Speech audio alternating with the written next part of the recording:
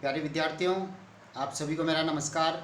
मैं डॉक्टर नेमीचंद कुमावत, सहायक आचार्य हिंदी विषय, आपकी राजकीय महाविद्यालय की आपकी बीए पार्ट थर्ड विषय हिंदी साहित्य के प्रथम प्रश्न पत्र की आज की इस ऑनलाइन कक्षा में मैं आप सभी का हार्दिक अभिनंदन और स्वागत करता हूं।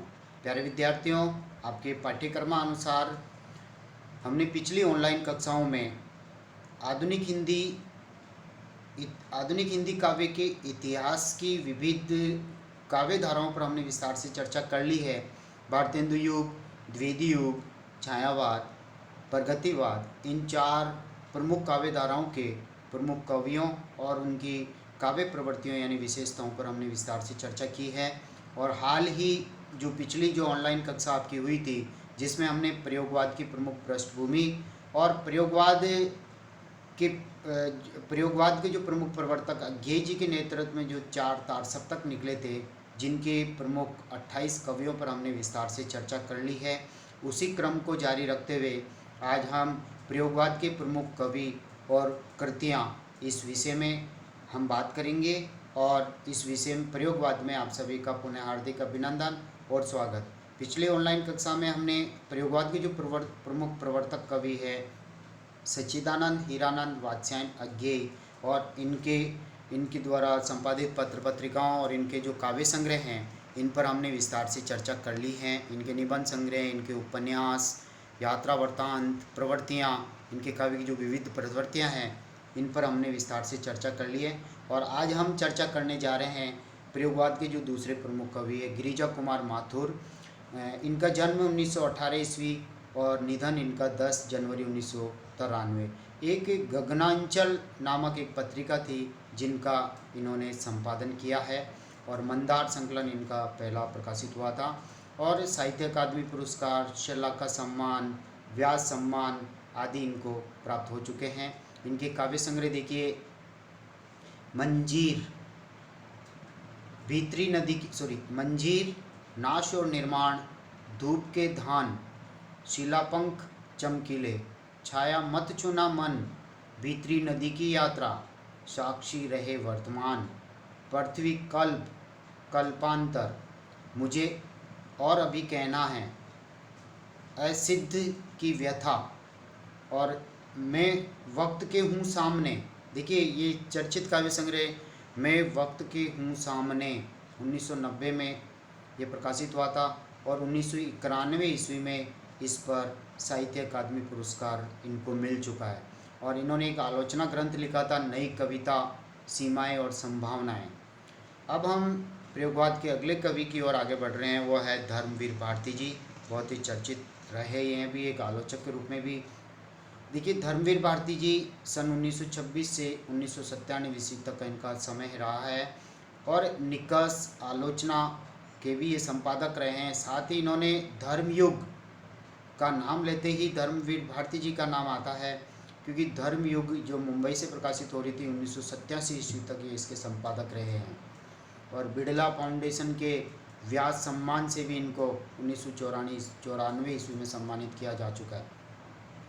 इनके जो काव्य संग्रह हैं, देखिए याद रखने योग्य 4-5-6 काव्य संग्रह। एक तो ठंडा लोहा 1952 में, 7 गीत वर्ष 1959, कनुप्रिया 1959 जो एक खंड काव्य हैं, अंधा युग जो महाभारत पे लिखा हुआ है, गीति नाट्य हैं, और सृष्टि का आखिरी आदमी ये काव्य नाटक हैं, सपना अभी भी, और प्रेम मथ्यु गाथा, ये 7 इनके काव्य संग्रह हैं। इनके अतिरिक्त इन्होंने 2 उपन्यास लिखे हैं, बहुत चर्चित रहे हैं, गुनाहों का देवता, सूरज का 7वां घोड़ा। कहानी संग्रह इनके जो हैं वो देखिए 3 कहानी संग्रह यहाँ है, मुर्दों का गांव, चांद और टूटे हुए लोग, बंद गली का आखिरी मकान। इसी तरह से इनके निबंध जो है निबंध संग्रह वो है ठेले पर हिमालय, ललित लेख इसमें लिखे हुए हैं। इन्होंने एक शोध ग्रंथ सिद्ध साहित्य नाम से लिखा है, और इन्होंने काफ़ी समीक्षा ग्रंथ लिखे हैं, क्योंकि एक आलोचक हैं, समीक्षक हैं। देखिए, मानव मूल्य और साहित्य बहुत ही चर्चित है धर्मवीर भारती जी का। ये सिद्ध साहित्य पर भी इन्होंने लिखा था, आदिकाल का प्रमुख सिद्धनाथ जैन साहित्य जो है उनमें से सिद्ध साहित्य 84 सिद्धों पर इन्होंने ये साहित्य लिखा। पश्यंती प्रगतिवाद एक समीक्षा, प्रगतिवाद पर भी इन्होंने लिखा। और कहानी अकहानी ये भी एक समीक्षा ग्रंथ इनका है। और इन्होंने कुछ एकांकी संग्रह भी लिखे हैं जो नदी प्यासी थी में संग्रहित हैं। एक अनुवाद भी इन्होंने किया था देशांतर, जो ऑस्कर वाइल्ड की कहानियों का अनुवाद है। प्यारे विद्यार्थियों, अगले प्रयोगवादी कवि की ओर हम बढ़ रहे हैं और वह है गजानन माधव मुक्तिबोध, जिन्होंने मध्यम वर्ग को आधार बना करके अपनी कविताएं प्रस्तुत की है। इनका जन्म 1917 ईस्वी और इनका निधन 1964 ईस्वी। इनके जो काव्य संग्रह हैं, कविता संग्रह, वो केवल 2 ही हैं और बहुत चर्चित हैं। चांद का मुंह टेढ़ा है और भूरी भूरी खाक धूल, ये 2 ही काव्य संग्रह इनके प्रकाशित हैं। और इनके कहानी संग्रह जो है सत्य से उठता आदमी और काठ का सपना, ये 2 काव्य संग्रह हैं, कहानी संग्रह हैं। और निबंध संग्रह इनका साहित्य की डायरी, और एक उपन्यास लिखा था इन्होंने विपात्र। और इनकी 2 प्रसिद्ध कविताएं अंधेरे में और ब्रह्म राक्षस नाम की 2 बहुत लंबी कविताएं हैं ये, जिनमें पाठक का मन पढ़ते पढ़ते ऊब भी जाता है, मन भटक जाता है। और बहुत चर्चित आलोचना ग्रंथ इनके, वो है तार सप्तक के कवि, कामायनी एक पुनर्विचार, कामायनी जयशंकर प्रसाद के द्वारा लिखा हुआ महाकाव्य छायावाद में। और फिर है भारतीय इतिहास और संस्कृति, नई कविता का आत्मसंघर्ष और अन्य निबंध, नए साहित्य का सौंदर्य शास्त्र, ये आलोचनात्मक ग्रंथ है इनके।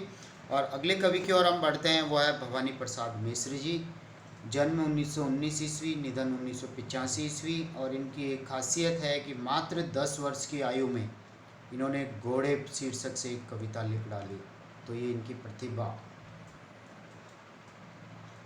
यहाँ निकलती है। पूत के पाँव पालने में दिखाई दे जाते वाली कहानी यहाँ कहावत यहाँ लागू होती है। और इनके बहुत चर्चित काव्य, ये गांधीवादी कवि हैं और गांधी वाङ्मय के संपादक भी ये हैं।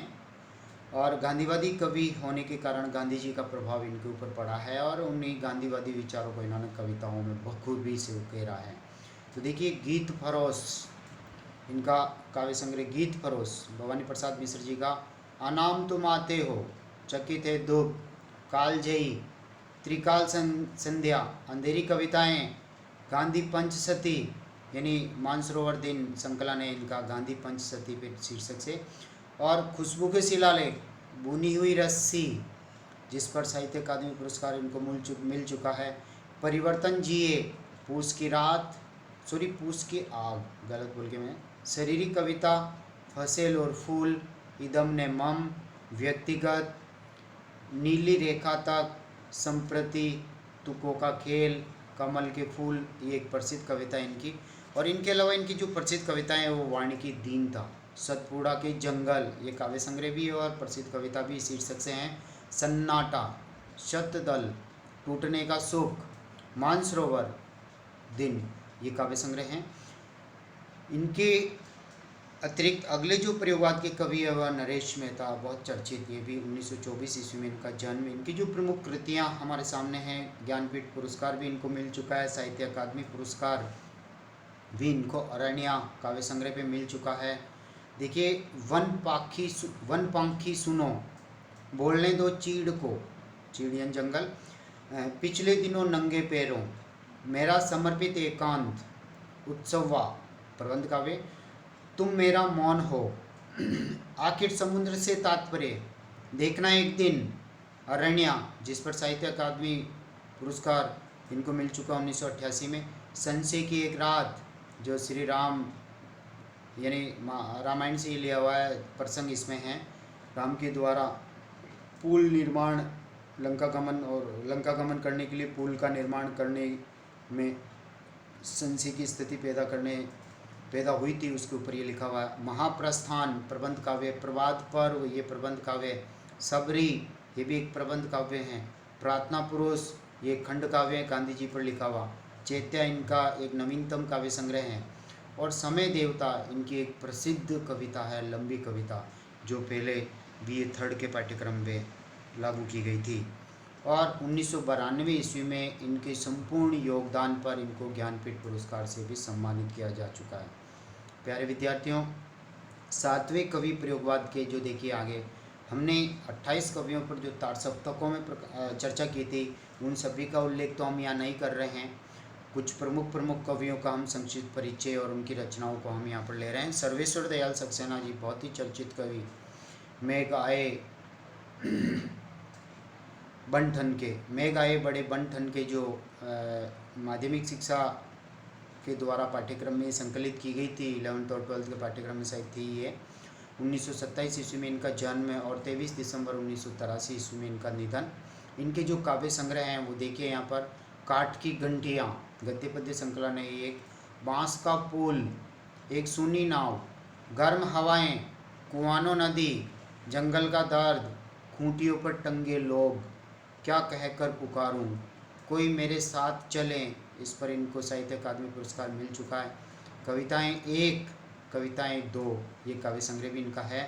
और इनका एक बहुत चर्चित नाटक है जो आरपीएससी के द्वारा राज्य स्तरीय व्याख्याता पात्रता परीक्षा जब हुई थी 2001 में मेरी, उस समय भी ये आया था प्रश्न, बकरी नाटक किनका है, या बकरी शीर्षक से किसने नाटक लिखा था। सर्वेश्वर दयाल सक्सेना जी ने, बहुत चर्चित हैं, बहुत प्रसिद्ध हैं। उपन्यास है सोया हुआ जल, संपादन इन्होंने किया था दिनमान, पराग, प्रतीक, नई कविता। और बाल रचनाएं भी इन्होंने लिखी है, भों भों खो खो शीर्षक से। अगले जो कवि हैं वो है कुंवर नारायण जी, 1927 में इनका जन्म। इनके काव्य संग्रह हमारे सामने यहाँ हैं। देखिए, चक्रव्यूह, परिवेश, हम तुम, आमने सामने, आत्मजयी एक खंड काव्य है 1965 ईस्वी में प्रकाशित।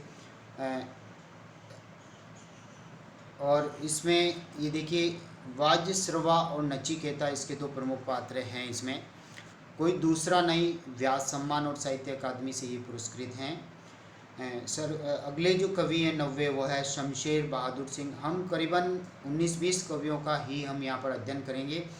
संक्षिप्त रूप में उनका परिचय हम ले रहे हैं, रचनाओं पर हम चर्चा कर रहे हैं, इनके जन्म और निधन पर हम चर्चा कर रहे हैं, इनकी खूबियाँ, पत्र पत्रिकाओं का जिन्होंने इन्होंने प्रकाशन किया था, साहित्य अकादमी पुरस्कार या अन्य कोई पुरस्कार जो इनको मिले हैं, इन पर हम चर्चा कर रहे हैं। तो प्यारे विद्यार्थियों, यदि आपके प्रश्न आता है कि प्रयोगवादी कवियों का संक्षिप्त परिचय देते हुए प्रयोगवादी कवियों का संक्षिप्त परिचय देते हुए प्रयोगवाद की प्रमुख प्रवृत्तियों पर विस्तार से प्रकाश डालिए, तो इन 19-20 कवियों में से आप लगभग 10-12 जो प्रमुख कवि हैं उनकी कुछ रचनाओं का परिचय आप लिख सकते हैं, वहाँ पर रचनाओं का नामोल्लेख कर सकते हैं, या इन कवियों का केवल नामोल्लेख और कुछ रचनाओं का उल्लेख करते हुए प्रयोगवादी प्रवृत्तियों का वर्णन कर सकते हैं और आपके बहुत अच्छे अंक आ सकते हैं। अब हम शमशेर बहादुर सिंह जी पर चर्चा करने जा रहे हैं। इन्होंने कहानी 1941 और 42 कहानी शीर्षक से एक पत्रिका प्रकाशित हुई थी जिसका संपादन किया। नया साहित्य जो मुंबई से 1946-47 में प्रकाशित हुई थी, इसका भी इन्होंने प्रकाशन किया है। इनके जो काव्य संग्रह हैं शमशेर बहादुर सिंह जी के, वो है बात बोलेगी हम नहीं, उदिता, बात बोलेगी हम नहीं, कुछ कविताएं, कुछ और कविताएं, चुका भी नहीं हूँ मैं, यानी अभी तक मैंने समाज को बहुत कुछ देना बाकी हैं, इतने पास अपने, काल तुझसे होड़ मेरी, एक लेख इन्होंने, लेख संग्रह इनका लेखों का, वह है दो आप, और साहित्य अकादमी पुरस्कार से भी ये सम्मानित हो चुके हैं। अगले प्रयोगवादी कवि हमारे सामने हैं, वह है रघुवीर सहाय। 1929 ईस्वी में इनका जन्म, 1990 में इनका निधन। साहित्य अकादमी पुरस्कार इनको मिल चुका है। बहुत अच्छे काव्य संग्रह इनके हैं। आत्महत्या के विरुद्ध, हंसो हंसो जल्दी हंसो, लोग भूल गए हैं, कुछ पत्ते कुछ चिट्ठियाँ, सीढ़ियों पर धूप में, कहानी, कविता, निबंध संग्रह ये, और रास्ता इधर से हैं कहानी संग्रह, लिखने का कारण निबंध संग्रह। अगले कवि हमारे सामने हैं भारत भूषण अग्रवाल। जागते रहो, 1919 में इनका जन्म, 1975 ईस्वी में इनका निधन। काव्य संग्रह इनके जागते रहो, मुक्ति मार्ग, हाथरस, ओ अप्रस्तुत मन, छवि के बंधन, अनुपस्थित लोग, एक उठा हुआ हाथ, कागज के फूल, उतना वह सूरज है, अग्निलीक एक प्रबंध काव्य, उतना वह सूरज पर इनको साहित्य अकादमी पुरस्कार भी मिल चुका है। इनके नाटक है अग्निलोक, युग युग या 5 मिनट, पलायन। कहानी संग्रह इनके आधे आधे जिस्म। एक निबंध संग्रह इनका लीक अलीक। और एक दो आलोचना है इनकी प्रसंगवश हिंदी उपन्यास पर पाश्चात्य प्रभाव। हम अगले 12वें कवि की ओर बढ़ रहे हैं। डॉक्टर प्रभाकर माचवे, दिसंबर 1917 में इनका जन्म, 17 जून 1971 में उनका निधन। इनके काव्य संग्रह हैं स्वप्न भंग 1954, अनुक्षण 1959, तेल की पकौड़ियाँ 1961, पुत्र असंग 1948, पुत्री चेतना 1950, मेपल। और इनकी निबंध संग्रह खरगोश के सींग, बहुत चर्चित, 1950 में प्रकाशित। बेरंग 1957 में प्रकाशित। एक उपन्यास इन्होंने लिखा परंतु 1952 में प्रकाशित। एक शोध ग्रंथ है इनका 1957 में प्रकाशित हुआ था, निर्गुण मराठी हिंदी संत काव्य। सोवेंत लैंड पुरस्कार और साहित्य वाचस्पति पुरस्कार से भी इनको सम्मानित किया जा चुका है। अगले कवि हमारे पास में हैं शकुंत माथुर, कवियत्री, गिरिजा कुमार माथुर जी की पत्नी। जन्म 1922 ईस्वी, मार्च 1922। इनके कविता संग्रह हैं चांदनी चूनर, अभी और कुछ, लहर नहीं टूटेगी। प्रसिद्ध कविता इनकी स्वाग बेला, कूड़े से भरी गाड़ी।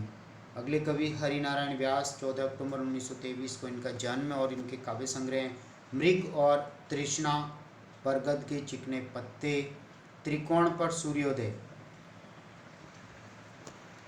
अगले कवि है नेमीचंद्र जैन। प्यारे विद्यार्थियों, आज की इस ऑनलाइन कक्षा को हम थोड़ी ही देर में समाप्त करने जा रहे हैं। ये इतना साख हम और पढ़ लेते हैं, इसके बाद हम प्रयोगवाद की प्रमुख काव्य प्रवृत्तियों पर अगली ऑनलाइन कक्षा में विस्तार से चर्चा करेंगे। नेमीचंद्र जैन जी वैसे वस्तुतः एक बहुत बड़े आलोचक और समीक्षक हैं।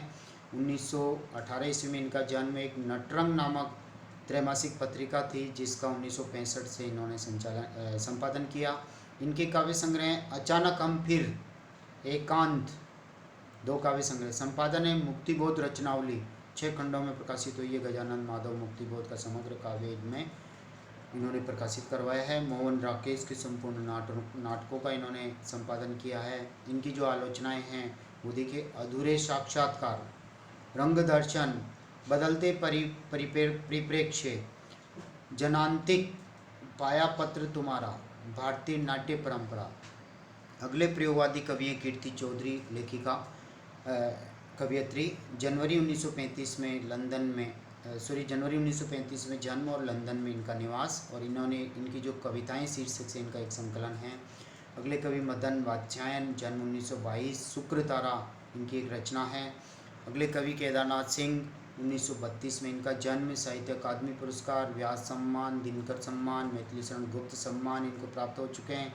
इनके काव्य संग्रह अभी बिल्कुल अभी, उत्तर कबीर तथा अन्य कविताएँ, अकाल में सारस, जमीन पक रही है, यहाँ से देखो, बाग, एक लंबी कविता इनकी। और इन्होंने गद्य लेखन भी किया है। कल्पना और छायावाद, आधुनिक हिंदी कविता में बिंब विधान, मेरे समय के शब्द। और अंतिम कवि की ओर हम बढ़ रहे हैं, वह है विजयदेव नारायण शाही। ये भी एक बहुत अच्छे कवि और समीक्षक रहे हैं। 7 अक्टूबर 1924 में इनका जन्म, 5 नवंबर 1982 को इनका निधन, 82 में इनका निधन। और संवाद तुमसे इनके कविता संग्रह हैं। साखी, मछलीघर इनके कविता संग्रह हैं। समीक्षाएँ इन्होंने लिखी है, वह है वर्धमान और पतनशील। तो प्यारे विद्यार्थियों, हमने इन 2 ऑनलाइन कक्षाओं में हमने अध्ययन किया है प्रयोगवाद का उद्भव और विकास, प्रयोगवाद के प्रमुख प्रवर्तक, प्रयोगवाद का समय, प्रयोगवाद के प्रमुख कवि और 4 तार सप्तकों में सम्मिलित 28 कवियों के सूत्र। और उनका सूत्र के माध्यम से उनके 28 कवियों का नाम हम कैसे याद रख सकते हैं। और प्रयोगवाद के प्रमुख कवि, उनकी खूबियाँ, उनकी विशेषताएं और उनकी प्रमुख रचनाओं पर हमने विस्तार से चर्चा कर ली है। आज की इस ऑनलाइन कक्षा को यहीं समाप्त कर रहे हैं। अगली जो हमारी ऑनलाइन कक्षा होगी वो होगी प्रयोगवाद की प्रमुख प्रवृत्तियों पर हम विस्तार से चर्चा करेंगे। तब तक के लिए धन्यवाद। जय हिंद, जय भारत।